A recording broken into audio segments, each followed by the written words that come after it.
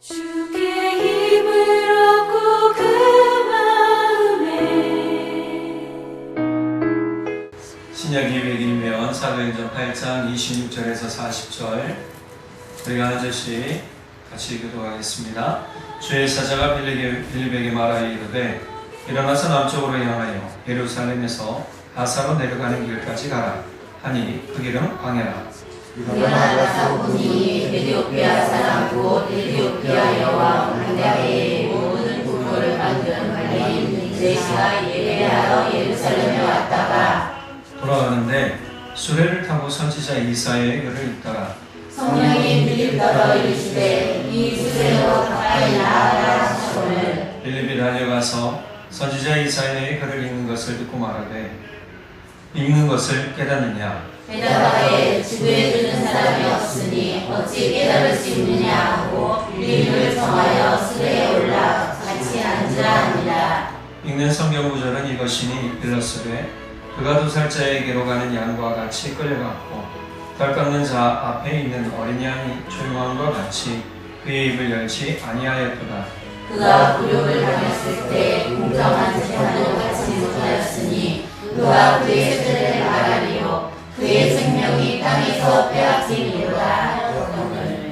그네시가 빌립에게 말하되 청컨대 내가 묻노니 선지자가 이 말한 것이 누구를 가리킴이냐 자기를 가리킴이냐 타인을 가리킴이냐. 빌립이 입을 열어 이 글에서 시작하여 예수를 가르쳐 복음을 전하니 길 가다가 물 있는 곳에 이르러 그네시가 말하되 보라 물이 있으니 내가 세례를 받음에 무슨 거리낌이 있느냐. 이에 영원한 물을 멈추고 빌립과 네시가 둘 다 물에 내려가 빌립의 세례를 베풀고 둘이 물에서 올라올새 주의 영이 빌립을 이끌어간지라. 내시는 기쁘게 길을 가므로 그를 다시 보지 못하니라. 빌립은 마소도에 나타나 여러 성을 지나 다니며 복음을 전하고 가이사랴에 이르렀느니라. 아멘. 예배 함께 하신 우리 성도님들 사랑하고 축복합니다. 우리 앞뒤 자고 계신 분들 같이 이렇게 인사하시겠습니다. 당신은 복된 사람입니다. 당신은 복된 사람입니다. 당신은 복된 사람입니다. 당신은 복된 사람입니다. 할렐루야. 네. 우리가 성령에 대한 말씀을 계속 듣고 있죠. 오늘이 4주째입니다. 성령이란 왜 성령이 우리에게 중요한가라는 것에 대해서 계속 깨달아야 됩니다. 우리가 예수님을 믿지만 우리가 예수님을 믿도록 도와주시는 분이 계실까라는 사실이 참 얼마나 감사한지 몰라요.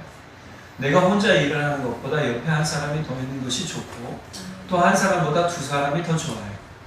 그래야 힘이 더 생기고 은혜가 더 생기고 기쁨이 더 생기게 되는 것이죠. 여기 신경 쓰지 마세요. 적으세요. 여기 깜빡이는 거에 신경 쓰면 은혜 안 돼요. 지금 노트북하고 선하고 뭐가 문제가 있는 것 같아요. 그래서 깜빡거리는 거니까 신경 쓰지 마세요. 우리가 주님을 바라보도록 만들어주는 일은 뭐냐면 한 가지 일을 완성하기 위함입니다. 예수님은 구원의 일을 하나님과 성령님과 함께 완성하셨어요. 그럼 우리는 뭘 완성해야 되느냐? 주님이 우리에게 허락하시고 명령하신 사랑의 일을 완성해야 합니다. 그것을 혼자서는 못할 때가 많아요. 그러니까 우리는 성령님이 반드시 필요한 거예요. 내가 성령과 동행할 때 예수를 더 알게 되고 성령과 동행할 때 사람들과 더 깊은 은혜의 관계를 맺어갈 수 있게 되는 거예요. 그래서 성령과 함께하는 사람은 감정을 따르지 않아요. 좀 제가 단호박 같다라는 표현을 제가 요즘 자주 생각하거든요. 단호박이 뭐죠? 네, 단단하잖아요. 아주 작은데 연하지도 않아요. 단단해요. 이거 잘못 썰다가 손가락 다치는 사람도 수없이 많아요. 근데 단호박 같다라는 건 그만큼 아주 단돌이 친다는 얘기예요. 근데 베드로가 아나니아와 삽비라를 향해서 부드럽게 얘기하지 않으세요? 처음에 부드럽게 얘기하죠. 야, 이거 진짜 다 갖고 아니 재산을 다 팔았잖아요. 그걸 다 하나님 앞에 바치겠다고 약속했는데 바치지 않았어요. 일부만 가지고 왔어요. 나머지는 뭐 했어요? 우리 노후를 걱정하여 숨겼어요. 사람들이 그렇잖아요. 신앙생활하면서 노후를 걱정해요. 그리고 이만큼만 이런단 말이에요. 아나니아와 삽비라도 비슷했어요. 노후를 걱정한 것 같아요. 그러니 어떻게 합니까? 요만큼만 가지고 갔단 말이에요. 요만큼만 가지고 간 아나니아와 삽비라의 그 마음을 베드로가 알았어요. 진짜 이거 다야? 물어보죠. 아나니아와 삽비라가 조금 뻔뻔하게 얘기했죠. 네, 답니다. 네, 성령께서 깨닫게 해주셨어요. 누구를? 베드로. 성령께서 베드로의 그 영을 통해서 아나니아와 삽비라의 영을 통찰하게 하셨어요. 그러면서 그들이 거짓말한 것을 알려주시고 그들의 거짓을 도출하시죠. 그럼 우리가 왜 성령과 함께하는 게 중요합니까? 이렇게 중요합니다. 내 안에 모든 거짓이 드러나고 내 안에 속 사람의 모든 잘못됨이 드러나야 내가 온전해지기 때문에 예수를 알고 내 삶을 바로 사는 데는 반드시 성령님이 내게 유익하고 필요합니다. 그래서 우리가 지난주에는 성령 충만한 것에 대해서 말씀을 나눴잖아요. 그럼 오늘은 뭐 어떤 이야기를 제가 좀 전하고 싶냐면 성령의 인도하심을 받는 삶이에요. 오늘 제목이 뭐예요? 성령의 이끌림을 받는 삶. 이끌림이란 인도하심을 받는 삶인 거죠. 이것이 참 복됩니다. 우리는 우리 삶에서 성령의 인도하심을 받아야만 은혜가 되는 삶을 누릴 수 있는 거예요. 내 안에 있는 평안을 절대 뺏기지 않죠. 조금만 뭐 하나 거슬리고 조금만 뭐 하나 하면 짜증나고 신경질 나지 않아요. 그럴 수 있어요. 왜요? 그럴 수 있다라는 건 뭐예요? 그들을 품을 수 있는 여력이, 여유 공간이 생기는 거예요. 여러분 밥 다 드시고 뭐 드시러 가세요? 후식 드시러 가잖아요. 디저트 카페 왜 가요? 근데 참 희한해요. 과학적으로요. 어떤 과학자가 진짜 여유 공간 배부르다고 하면서 왜 후식 먹으러 갈까? 여유 공간이 없는데 가서 보니까요. 딱 앉자마자 위가 꿀렁꿀렁 거리더니 위를 부풀려서 공간을 만들어내더래요. 그래서 후식을 먹을 수 있답니다. 희한하죠? 우리 성령이 나와 함께 하시면 은혜의 포용력이 넓어지는 거예요. 아멘. 왜 허락하지 못해요? 너는 나와 다르니까 잊지 못해. 제가 어제 지난주에 지체에 대한 말씀했잖아요. 지체는 뭐예요? 포용력이란 말이에요. 포용력이 없으면 끊어낼 수밖에 없어요. 그런데 우리가 은혜의 공동체가 되고 은혜의 삶이 되면 포용할 수 있단 말이에요. 그럴 수 있지. 한번 따라해볼까요? 그럴 수 있지. 그럴 수 있지. 그럴 수 있지. 달라요. 당연히 다르다고 제가 말씀드렸잖아요. 여기 앉아있는 분들 얼굴 똑같은 분 계세요? 없어요. 자매 형제라도 똑같은 분이 하나도 없어요. 유전자 똑같이 받았는데 왜 달라? 제 동생하고 저하고도 얼굴이 전혀 달라요. 제 동생은 턱이 뾰족하고요. 저는 육각형이에요. 각졌잖아요. 왜 다를까? 그 다름이 또 다른 하나를 만들어내기 때문이에요. 우리가 오늘 말씀을 통해서 성령의 충만한 하나 되는 은혜뿐만 아니라 이제 인도하심을 받는 삶이 무엇인지 깨달아야 돼요. 내 삶이 성령의 인도하심을 받아야만 내 안에 하나님이 주신 또 예수님께서 내게 주신 은혜와 평강을 빼앗기지 않고 살아갈 수 있단 말이에요. 여러분 왜 조그마한 것 하나 가지고 평강을 빼앗기고 사세요? 조그마한 사소한 일 하나 가지고 왜 기쁨을 빼앗기고 사세요? 왜 불만을 가지고 사세요? 그건 하나님이 원하는 일이 아니잖아요. 하나님이 원하시는 일은 하나님의 자녀가 기쁨과 평안과 감사를 가지고 살길 원하신단 말이에요. 그러니 사소한 것 하나 가지고 내 마음이 흔들리고 내 생각이 흔들리는 건 누가 원하는 거예요? 사탄이 원한다고 했잖아요. 성령의 인도하심을 받는 사람은 그 사소한 것에 흔들리지 않아요. 바로 베드로가 그랬다는 거예요. 자, 그러면 이 성령의 이끌림을 받은 가장 중요한 한 분을 먼저 좀 알고 넘어가야 되겠죠? 우리 첫 번째 볼까요? 한번 같이 한번 읽어보겠습니다. 시작. 성령의 이끌림을 받을 때 유혹을 견디는 힘과 지혜를 얻습니다. 성령의 이끌림을 받을 때 유혹을 견디는 힘과 지혜를 얻어요. 한마디로 얘기해볼까요? 유혹을 이겨내는 거예요. 어떤 분은 이 승리라는 말을 좀 거부감을 갖고 계신 분이 계세요. 제가 요즘 여호수아서 새벽 묵상 하잖아요. 새벽 묵상하면서 여호수아서 하는데 여호수아가 승리를 주신 하나님에 대한 찬양과 영광을 계속한단 말이에요. 그러면 그 승리는 뭐냐? 정복이기도 하겠지만 또 한 가지는 우리에게 삶의 안식을 주신 분에 대한 감사하기 때문에 그 안식이 뭐예요? 승리라는 거예요.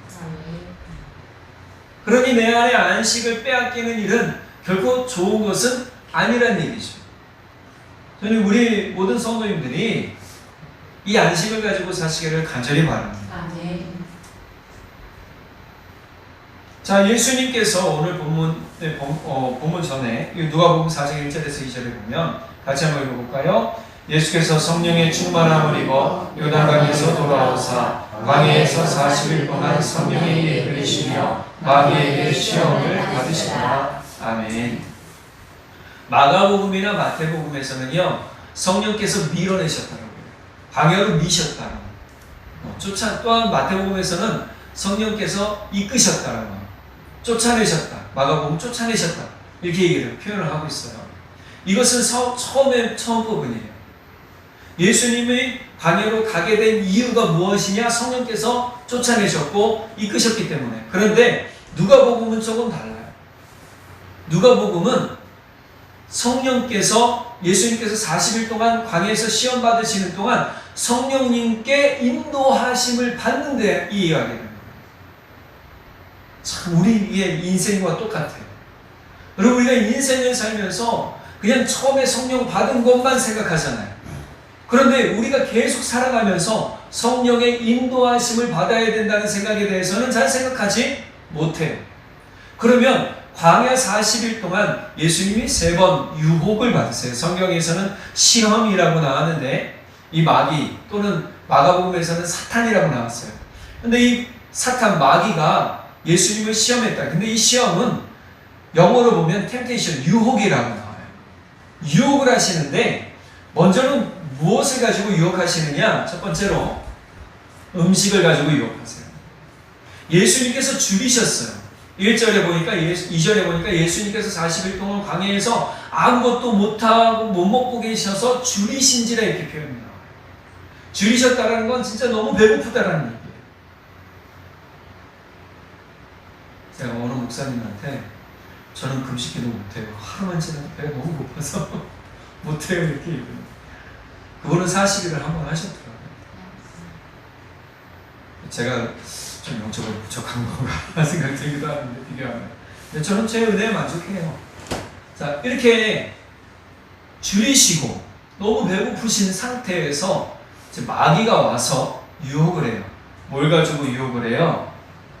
마귀가 이르되 내가 만일 하나님의 아들이거든 이 돌들에게 명하여 떡이 되게 하라. 예수께서 대답하시되 기록된 바 사람이 떡으로만 살 것이 아니라 하였느니라. 여러분 우리가 삶을 살면서 수많은 음식의 유혹들이 얼마나 많아요. 그죠? 이것도 먹어보고 싶고 저것도 먹어보고 싶고 TV 보면요 맛집 기행 얼마나 많이 나와요.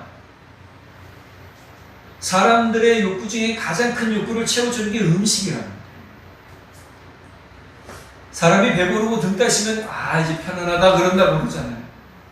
이만큼 음식의 욕구라는 것은 사람에게 필수 불가결한 요소예요. 사람은 먹고 살아야 되는 거예요. 그래서 철학자들이 늘 하는 얘기가 뭐예요? 먹기 위해 사느냐 살기 위해 먹느냐 이런 얘기 하잖아요.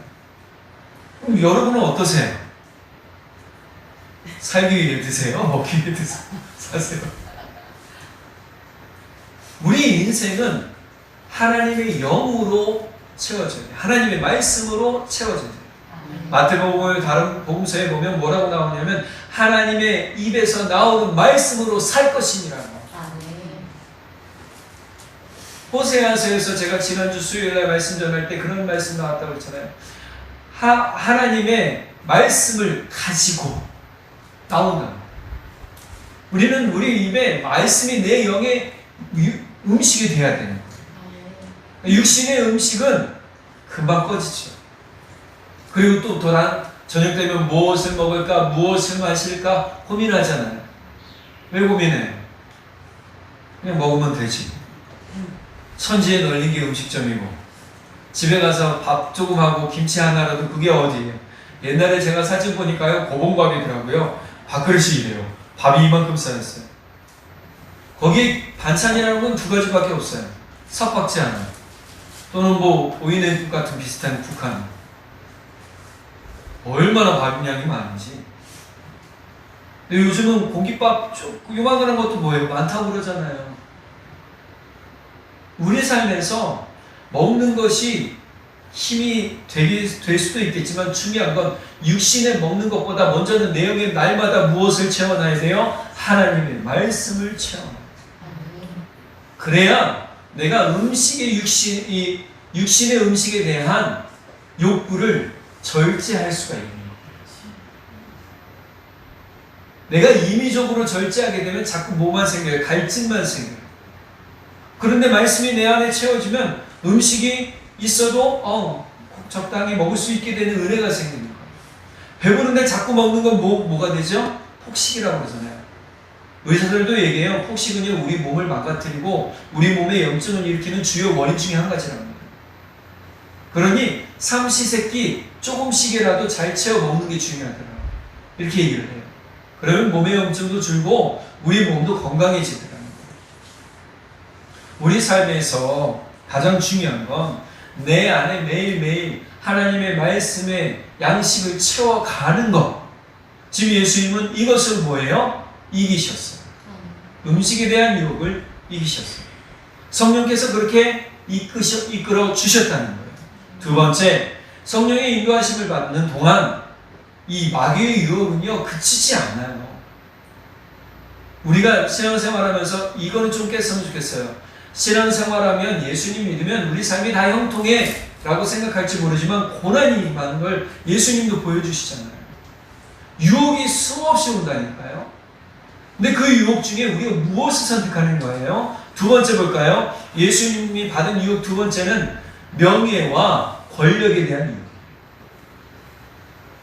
본문 말씀 같이 한번 읽어볼게요. 시작. 마귀가 또 예수를 이끌고 올라가서 순식간에 천하 만국을 보이며 이르되 이 모든 권위와 그 영광을 내가 내게 주리라. 이것은 내게 넘겨준 것이므로 내가 원하는 자에게 주노라. 그러므로 내가 만일 내게 절하면 다 내 것이 되리라. 예수께서 대답하여 이르시되 기록된 바 주 너의 하나님께 경배하고 다만 그를 섬기라 하였느니라.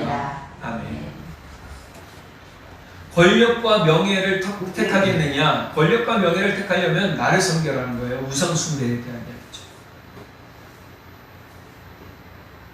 그거 아세요? 교회 안에도요, 삼중교를 가지신 분이 꽤 많아요. 삼중교가 뭔지 아세요? 기독교, 불교, 미신, 점신. 이건 믿음이 있다라고 얘기 못해요. 죄송한 얘기지만. 진짜 믿음은 뭐예요? 하나님을 믿는 거예요.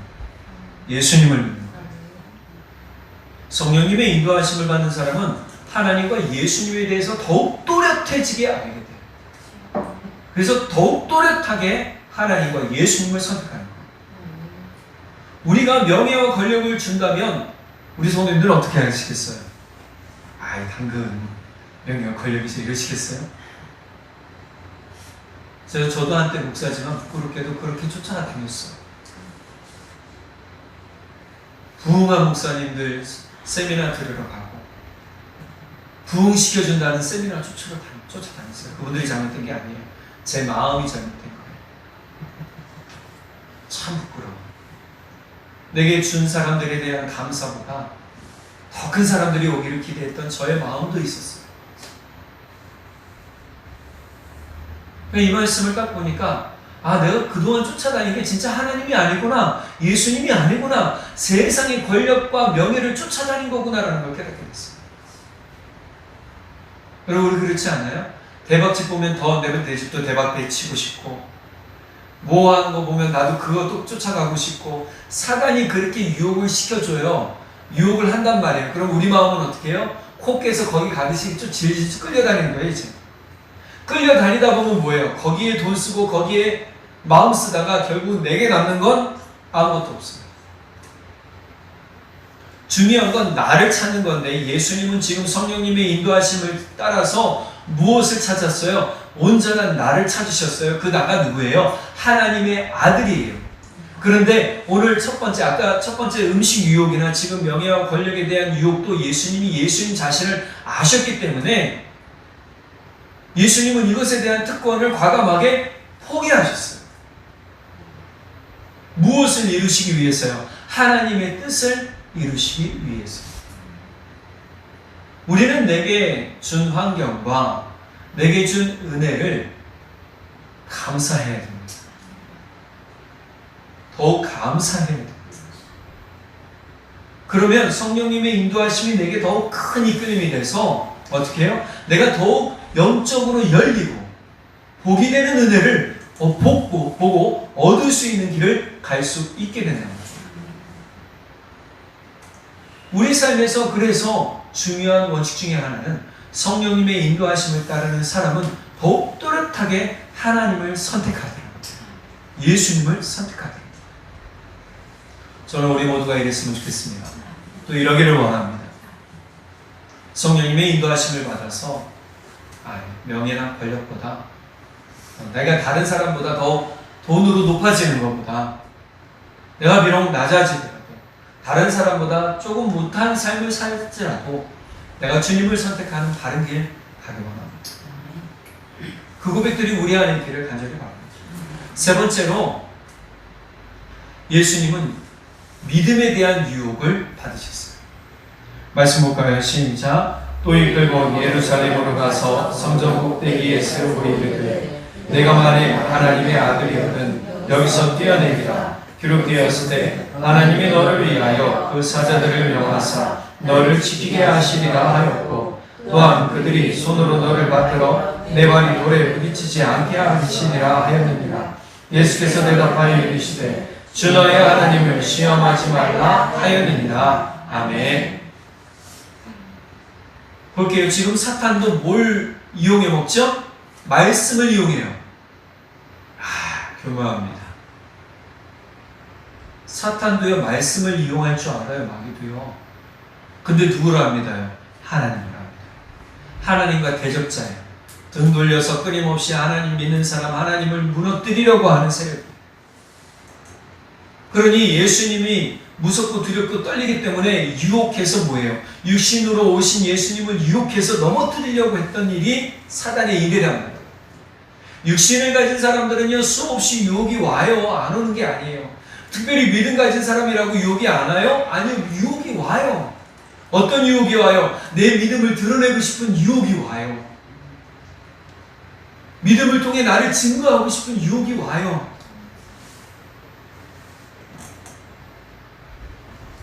그럴 때 뭐 해야 돼요? 겸손해져요. 그럴수록 더욱 겸손해져요. 사단은 지금 예수님께 네가 하나님의 아들이라며 꼭대기에서 뛰어내려봐. 하나님께서 너 천사들을 통해서 하나님의 아들을 받쳐준다고 얘기하고 있잖아. 그랬더니 뭐라고 합니까? 예수님 말씀하시기에 주 너의 하나님을 시험하지 말라. 여기서 시험이란 테스트하지 말라. 우리가 유명한 용사 중에 한 명을 성경에서 볼 수 있는데 그 사람은 기드온이라는 사람이에요. 기드온은 그냥 평범한 농부의 아들이었습니다. 그런데 기드온을 부를 때 기드온의 사실 심령 상태는요 우리가 좀 세속적으로 얘기하면 쫄보예요. 아주 마음이 연약하고요 쉽게 겁먹고요 의심도 되게 많은 사람이었어요. 그런데 그를 향하여 주의 사자가 그를 지칭할 때 용사라는 표현을 써요. 용사라는 것은 싸움에 뛰어나고 용맹한 자라는 뜻입니다. 저는 우리 성도님들이 용사인 것을 믿습니다. 이 싸움 말고요. 기도의 싸움에, 영적 싸움에, 말싸움에 들어가지 마시고 우리가 믿음의 싸움이라는 건 뭐냐 하면 하나님을 테스트하는 게 아니에요. 기도는 자기가 용사로 진짜 선지자로 부름받았을 때 진짜 내가 선지자로 부름받았는지에 대한 확증을 받고 싶어서 뭐예요? 양모에 이슬이 맺혀지고 또 양모만 마르게 하고 이런 것들이 성경에 나온단 말이에요. 몇 가지 하나님을 테스트하는 내용이 나오죠. 그리고 나서 하나님 앞에 나아가서 싸운단 말이에요. 그렇게 싸울 때 진짜 용맹하고 지혜로운 사람이에요. 하나님을 테스트한다는 것은 결국 하나님을 하나님을 믿지 못하는 거예요. 근데 이것은 또 한 가지예요. 뭐냐면 나를 과시하는 표현 중에 한 가지예요. 여러분, 우리가 믿음을 가졌다고 나를 과시하면서 다른 사람을 멸시하는 건 교만입니다. 멸시하는 말을 하지 마시기 바랍니다. 뒤에서라도 멸시하는 말을 하지 마시기 바랍니다. 우리가 해야 될 말은, 우리 입에 담아야 될 말은 오직 사랑과 온유와 겸손과 권면의 말밖에 없어요. 성령의 인도하심을 받는 사람은요, 하나님을 절대 신뢰한다는 얘기입니다. 지금 예수님은 하나님을 시험하지 말라라는 것은 내가 지금 하나님을 절대 신뢰하고 있으니 너는 하나님을 시험하지, 테스트하지 말아라. 우리 둘의 관계에 대해서 테스트하지 말아라. 의심을 심지 말아라. 다른 본문에 보니까요, 사단아 떠나가라는 말이 앞에 있답니다. 그러니까 주 너의 하나님을 앞에 뭐예요? 사단아 떠나가라. 주 너의 하나님을 시험하지 말아라 했다. 우리는 우리 삶에서 하나님께서 내게 주신 은혜를 의심치 말아야 될 줄 믿습니다. 그러면 성령께서 내게 주신 그 은혜, 또 성령의 인도하심을 통해 더욱 하나님과 친밀한 관계를 맺어갈 수 있게 됩니다. 우리 모두가 이러한 관계를 맺어가기를 예수님 이름으로 축원합니다.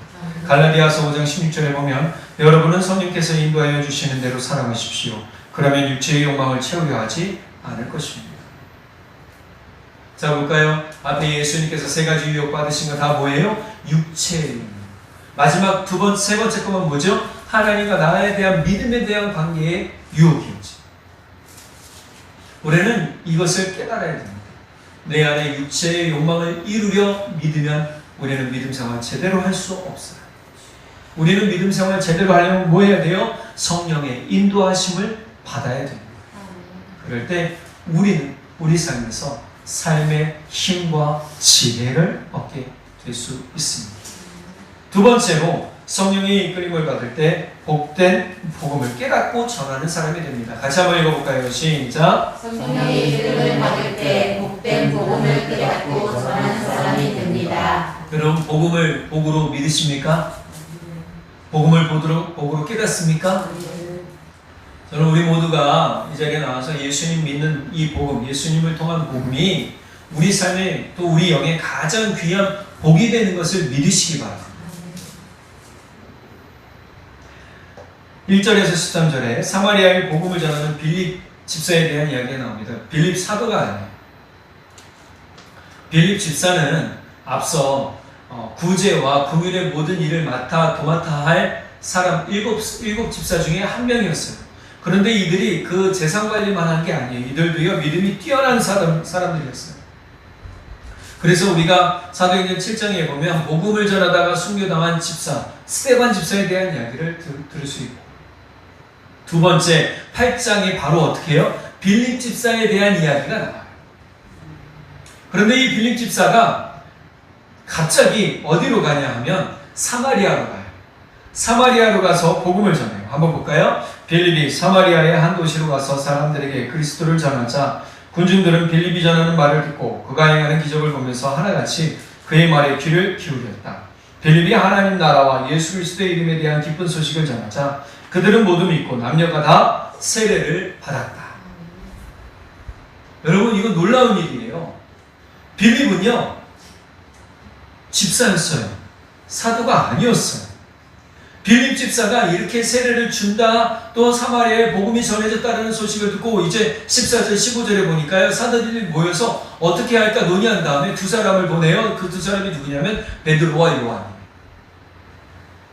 베드로와 요한을 보내서 사마리아에 다시금 복음을 단단하게 세우는 일들을 해준단 말이에요. 그런데 여기서 빌립의 일이 끝나지 않아요. 빌립 집사가 이후로 오늘 본문 읽었던 26절에 뭘 하냐면 또다시 성령에 이끌림, 주의 사자라고 나오는데 어떤 번역본에는 천사라고 표현하기도 하지만 이것은 성령이라고도 보통 얘기를 해요. 그래서 이 성령의 인도하심을 받아 어디로 가냐 하면 다시금 예루살렘으로 가요. 예루살렘으로 가니 뭐라고 그럽니까? 그 길은 광야라 이렇게.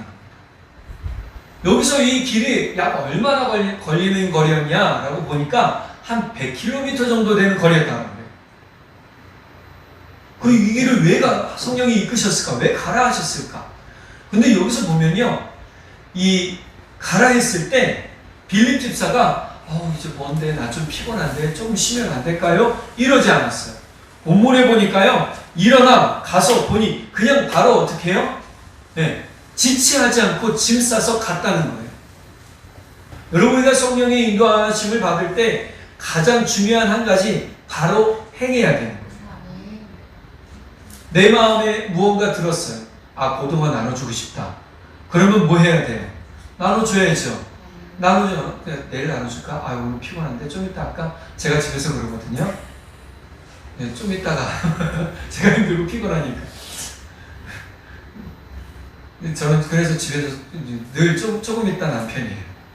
근데 늘 그렇죠. 조금 있다 하다 보면 뭐예요? 네, 투닥거리게 돼요.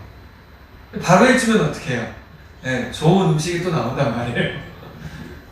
바로 빌립사는 뭐예요? 성령의 명령을 따라서 자신의 짐을 가지고 갔어요. 가니 누구를 만났느냐? 에디오피아 여왕 간다게의 네시를 만났어요. 네시 이름이 간다게가 아니고요, 여왕의 이름이 간다게예요. 그런데 참 놀라운 건 성지순례 이 에티오피아를 가다 보면 에티오피아에 실제 기독교인들이 있어요. 2000년 전에 기독교인들이 지금도 있어요. 그리고요, 이 돌을 깎아 만든, 바위산을 깎아서 만든 교회도 지금도 존재해요. 저는 그거 보면서요, 빌립이 전한 복음의 일들이 이런 일을 이루어내는구나.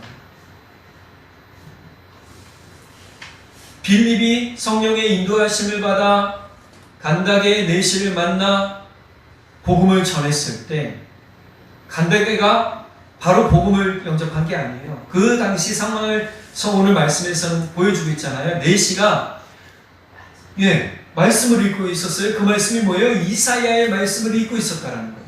근데 이사야의 본문을 32절, 33절에 이야기해주고 있어요.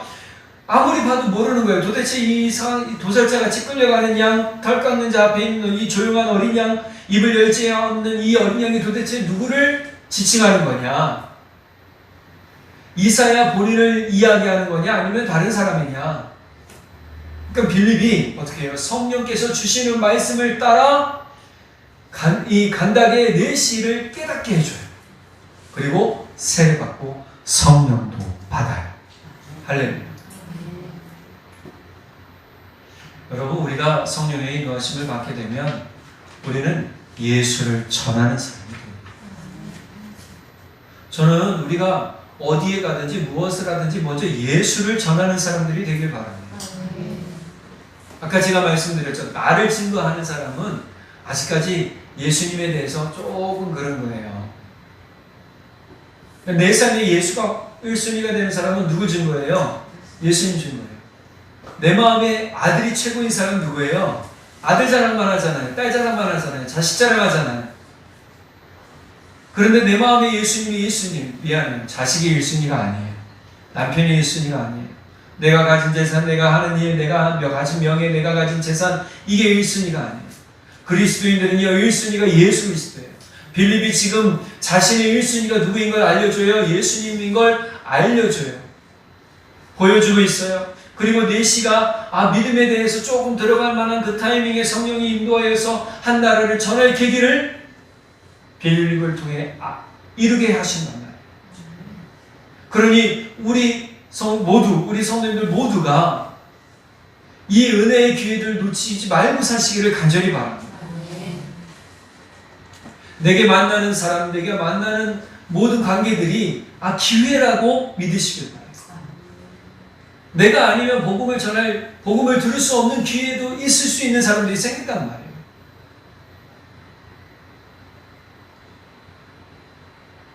그러니 때가 될 때마다 복음을 전하는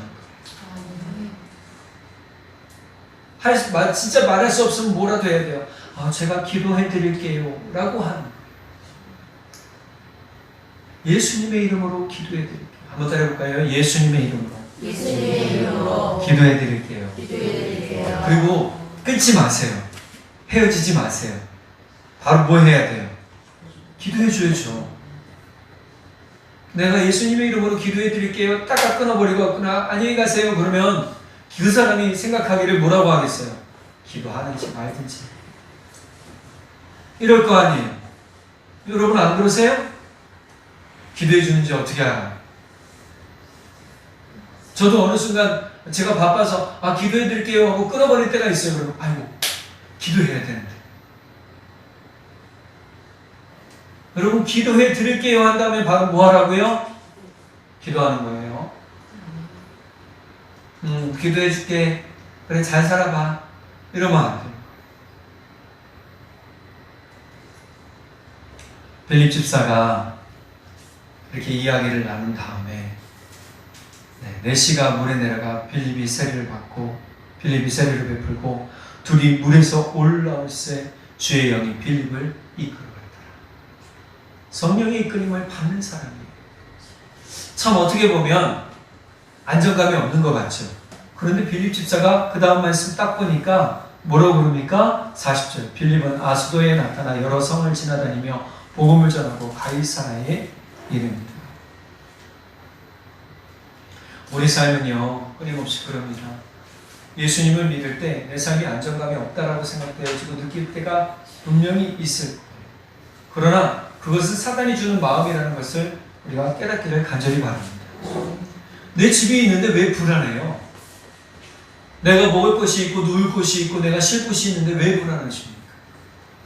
무엇이 의심스럽고 무엇이 힘드세요?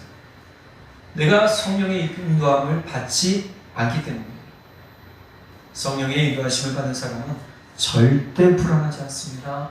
주저하지 않습니다. 무너지지 않습니다. 기쁨 빼앗기지 않습니다. 그러니 우리는 날마다 매 순간마다 성령님 나를 인도해 주십시오 라고 간구하는 사람들이 돼야 돼요. 저도 예민한 성격이에요. 제가 말씀을 전하기 전에 자꾸 뭔가 저를 건드리는 말이 오면요 저도 모르게 짜증이 확 올라올 때가 있어요. 그러면 뭐라고 기도하는지 아세요? 사탄아 불. 왜냐면 제가 말씀을 전해야 되는데 제가 은혜를 못 받으면 우리 성도님들이 은혜를 못 받아요. 로마서 8장 14절 같이 한번 읽어보겠습니다. 시작. 하나님의 영 성령으로 인도함을 받는 사람은 누구나 다 하나님의 자녀입니다. 할렐루야. 내 안에 성령의 인도하심을 받아야 되는 이유는 내가 하나님의 자녀이기 때문이에요. 자녀는 누구의 말을 들어요? 부모의 말을 듣죠. 부모가 가장 슬플 때가 언제인 줄 아세요? 가르쳐 주는데 알아서 해요. 하고 있어요. 제가 할게요. 간섭하지 마세요. 우리도 그러지 않아요? 하나님, 제가 할게요. 저 알아서 한다니까요. 그만 좀 간섭해요. 마치 반항한 10대도 아닌데 나이 50, 60대도 그렇게 얘기하는 분들 제가 봤어요. 저는 우리 삶에서 저도 마찬가지겠지만 우리가 하나님의 자녀라면 하나님의 말씀에 순종하는 은혜, 성령의 인도하심을 온전히 받아 순종하는 은혜가 있기를 간절히 바랍니다. 갈라디아서 5장 25절에 뭐라고 그럽니까? 우리가 성령으로 새삼을 얻었으니 우리는 성령이 인도해 주심을 따라 살아갑시다. 저도 바울 사도의 권면처럼 우리 성도님들에게 권면드립니다. 성령의 인도하심을 따라 살아갑시다. 아멘. 할렐루야. 아멘. 그럴 때 우리는 하나님 자녀로서의 특권을 누릴 수 있게 되고 그 특권을 통해 하나님 주시는 영광과 기쁨과 은혜가 우리 삶에서, 그 평안이 우리 삶에서 뿜어져 나오고 누리게 되고 많은 사람들에게 전해지게 되는 줄 믿습니다. 아멘.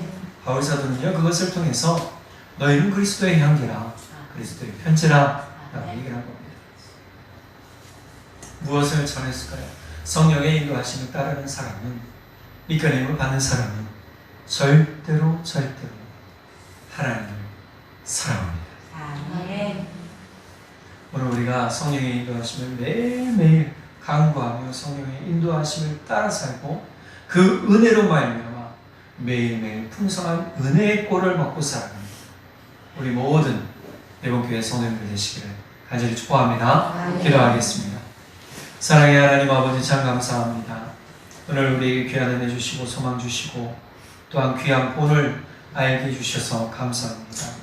주님, 우리가 성령의 인도하심을 받게 되면 예수님처럼 주님 삶의 힘과 지혜를 얻게 되고 믿음도 더욱 단단해지는 것을 믿습니다.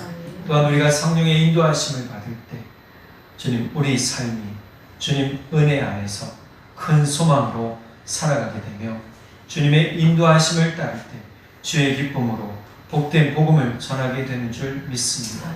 주님, 우리가 이 삶의 은혜를 놓치지 말게 하시고 삶의 기쁨으로 더 풍성해지는 우리 모두 될 수 있도록 성령 하나님 우리를 인도해 주십시오.